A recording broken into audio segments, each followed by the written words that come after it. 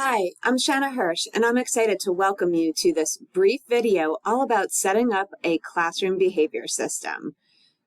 This video was developed by the Behavior Alliance of South Carolina. Our organization is the newest technical assistance group in the state of South Carolina. As such, we are partnering with the Office of Special Education to spin up supports and services across our state. Stay tuned for some news and announcements about the Behavior Alliance. But please know that we are dedicated to supporting all students so that they can experience a sense of belonging and engage successfully in school. In this video, you will learn about how to develop a classroom support system for individual students as well as groups of students. The goal of the classroom support system is to encourage expected behaviors and maximize academic achievement. So you're going to learn all about how to set them up, how to implement them, and then how to evaluate them. And we're focused on group contingencies. In this video, you're also going to learn about a study evaluating the effects of a group contingency in physical education. There's a handout that's available for you, and it's something that you can download directly from YouTube, or you can scan this QR code or go to the website on the screen. It's tinyurl.com/BASCGTC handout. Today's content is based on an article entitled A Roadmap to Setting Up a Group Contingency. A copy of the article is linked in the resource section of the handouts. So we're talking about group contingencies here today. A group contingency reinforces one or more students who meet a predetermined goal by providing them with an acknowledgement.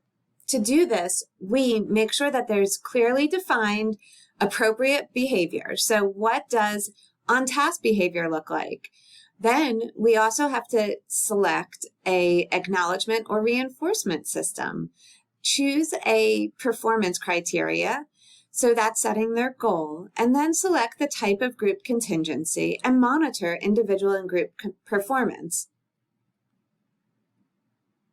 There are three types of group contingencies: independent, interdependent, and dependent. As you learn about each type of group contingency, please complete this form. This is available in your handout. An independent group contingency can be known as to his, her, or their own.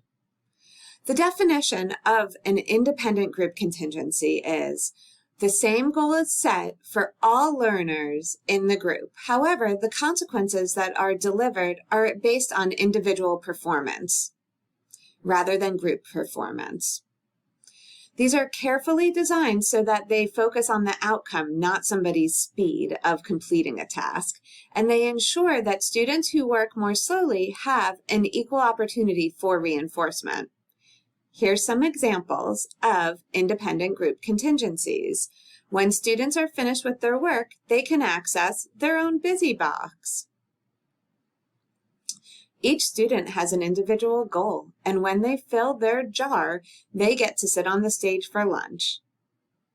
Here's another example. Students earn individual points during the day for being responsible and helpful. They can cash out or buy items in their class store.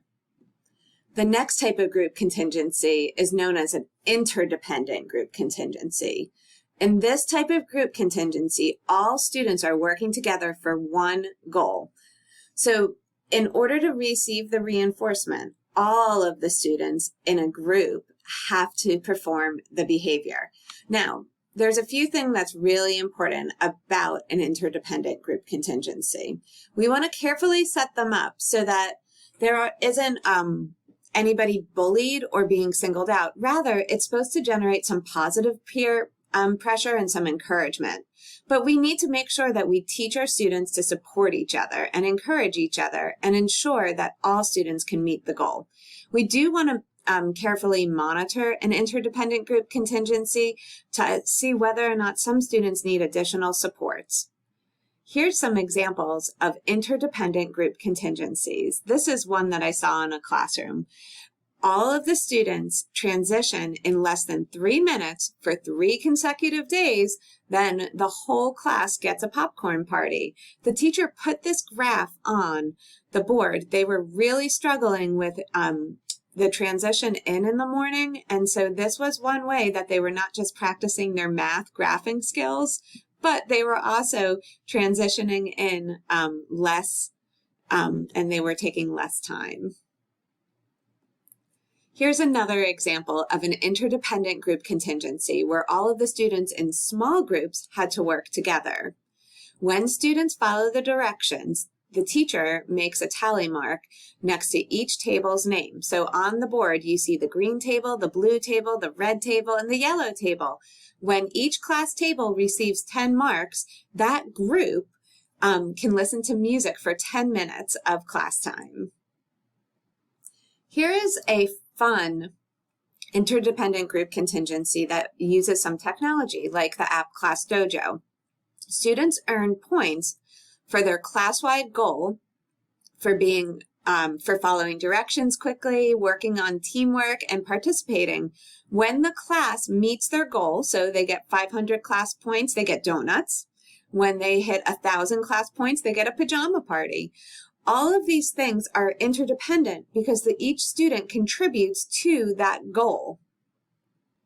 Our final group contingency is called a dependent group contingency, also known as one for all.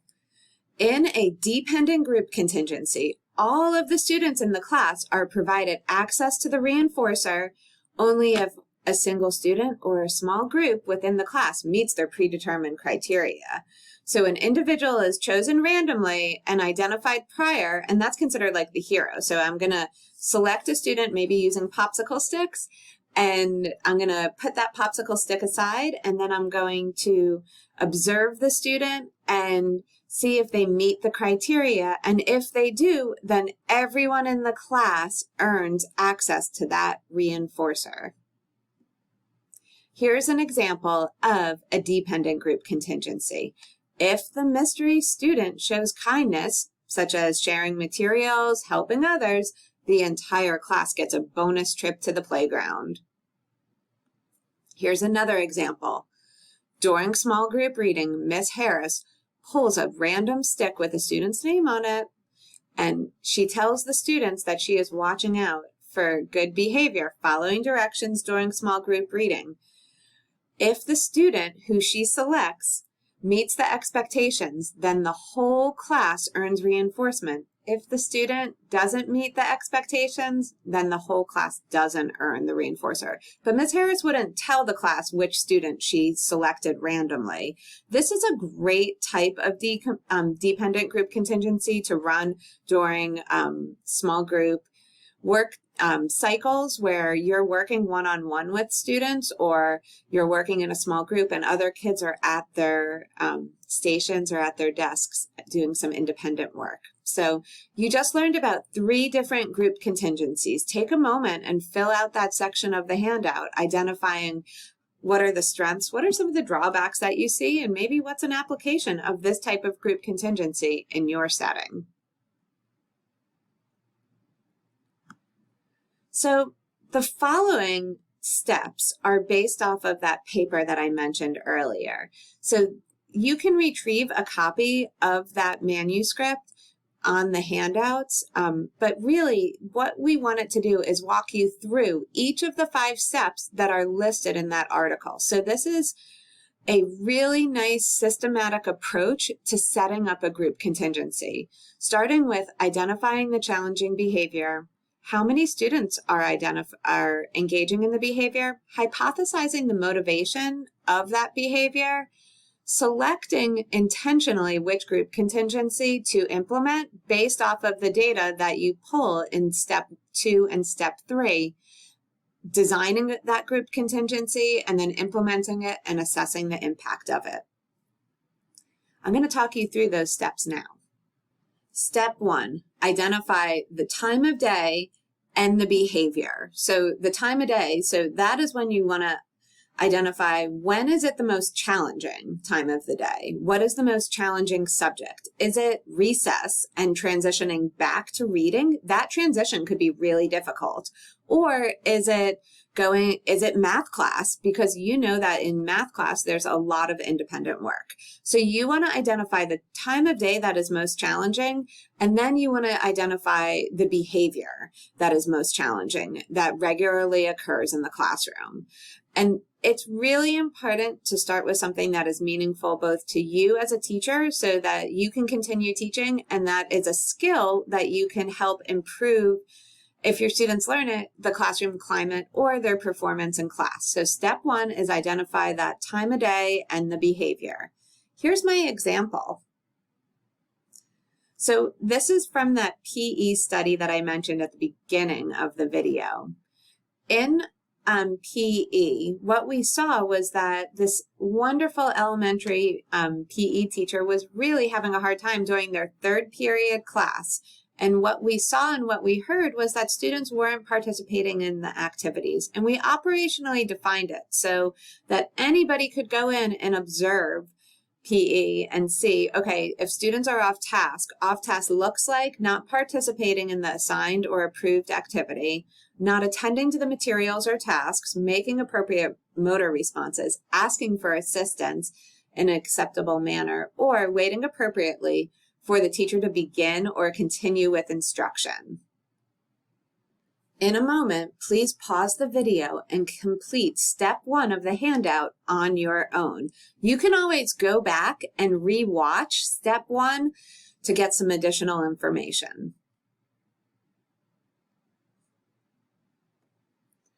Okay, step two is when you identify how many students are engaging in the behavior of concern.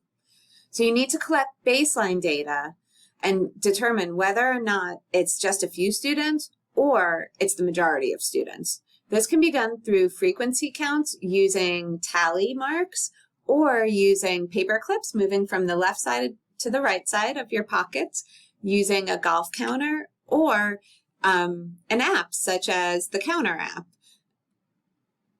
If you want to learn more about frequency recording, you can watch this video by Dr. Terry Scott, where he explains and shares and explains frequency recording and shares how one teacher records frequency data while they are teaching. You also have the option of setting up a camera in your classroom and capturing the lesson discreetly. Video recording doesn't require additional personnel, and it doesn't necessarily distract you from teaching, but you do need to make sure that video recording is an option. So I would always check with your building administrator first. So you record how many students are engaging in the behavior. And in our example, we went in and we observed that over a 2-week time period, the majority of students were off task. And on average, they were off task about 40% of the time. That started us to think about, like, what type of group contingency would be appropriate class-wide. Now it's your turn. Think about how you're going to record baseline data and complete step 2 of your handout.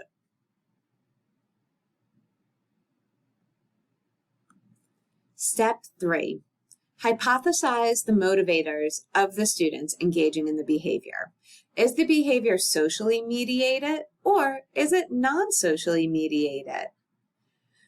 We also want to think about what types of interactions. So is it peer mediated, adult mediated? Are they escaping work-related tasks, or is it something to do with tangibles like tech items and consumables? So we want to start thinking about the motivators of our students, because that helps us determine what type of group contingency to put in place.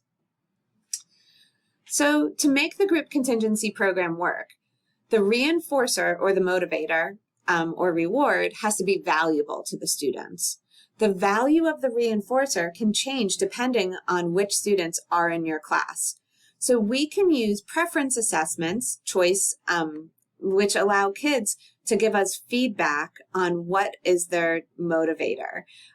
It can be a reinforcement menu where they check boxes, Or it could be a forced choice reinforcer menu where you present two things and you say, which one would you prefer? But this really allows us to gauge the value of different reinforcers. In our PE example, we did a reinforcer survey, and what we found is that the majority of students were heavily motivated by positive peer attention. That made us think positive peer attention, an interdependent group contingency where they can do the all for one, where they all work together for one reinforcer. Now I want you to pause the video and hypothesize the motivators of the students engaging in the behavior in your classes. Or you could at least start thinking about what types of motivational assessments or menus you would use. In step 4, teachers are making a decision about which type of group contingency to use based off of the number of individuals engaging in the target behavior and the social reinforcers that are identified. Here is a decision matrix that can help you answer some of those questions. First, we need to determine who is engaging in the challenging behavior by asking if the behavior is exhibited by one or few individuals versus the majority of the class. Now, when the target behavior is exhibited by a majority of the class, one can consider either an independent or an interdependent group contingency. To choose between the two, use the results of the group reinforcer survey to determine the hypothesized function. If the students rate peers as high, then an interdependent group contingency would be the way to go. If the majority of the class rates social interactions with peers and adults as low, then an independent group contingency may be more successful because access to reinforcers is not contingent on others but their own performance. In this way, the class may not be interested in having extra free time or some social activities with peers or adults, but they would rather have time on their own, or maybe prefer some access to a tangible activity in their own space. Now, on the other side of things, if one or few students engage in a challenging behavior and you look at it and you say it's socially mediated for peer attention, then we'll start to think about a group contingency that's a dependent group contingency because that's based off of peer attention.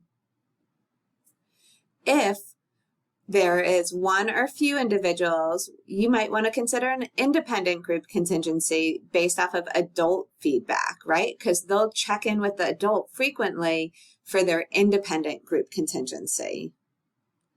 Now, if there's one or few individuals and they want some individual time or some alone time, then you can consider a token economy.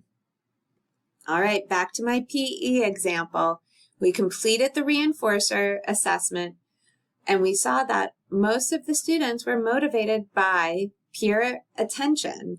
So it was socially mediated peer attention that they were looking for, which is why we went with an interdependent group contingency.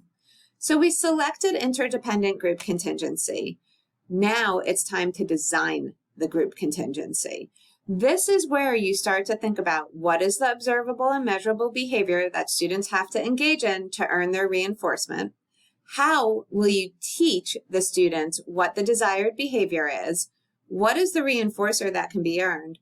When, how, and by whom will the reinforcer be delivered? So returning to my example, what we did was we gave all of the students some athletic wristbands so we could see that they're in different colorful groups. So we divided them into groups and we said, you're going to be working together as a team. So that's that interdependent group contingency, all for one. We taught them explicitly their expectation, which was to follow directions the first time. We put a game board up in the gymnasium, and then the students had the opportunity to earn points. Every couple of minutes, the teacher would scan the room and see which groups were all working together, doing the correct thing at the same time. And then they would earn access to their reinforcers. So a lot of times the kids in PE liked extra free time to play with the materials. together because it was socially mediated. Okay, step 4 for you. Take some time to walk through the handout, thinking about what type of group contingency you're going to implement, what is your plan for teaching it, for reinforcing it, and who's going to be involved. Please pause the video. All right. Step 5 is all about assessing the impact of the group contingency intervention. So here's my graph from my example.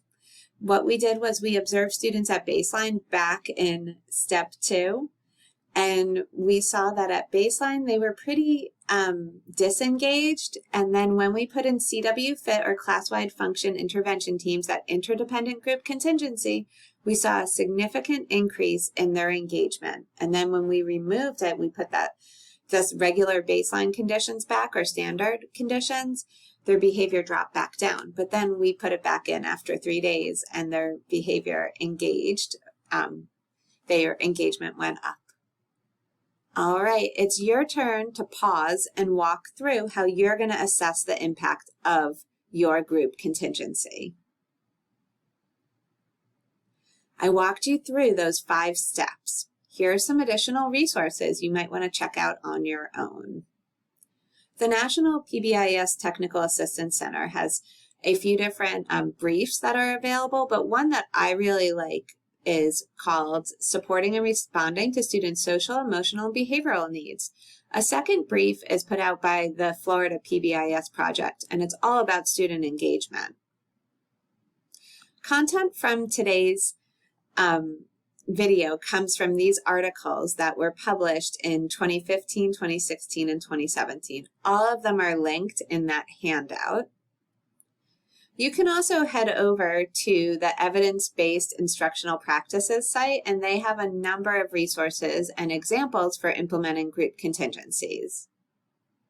The Classroom Checkup website also has a step-by-step approach to implementing a group contingency, along with some videos. Well, that brings us to the end of our video segment. I hope that you enjoyed it.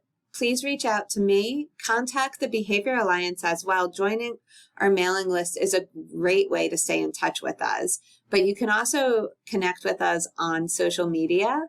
Our hashtag is, or our handle is BASC Behavior on Facebook, Instagram, and Twitter. Thank you so much.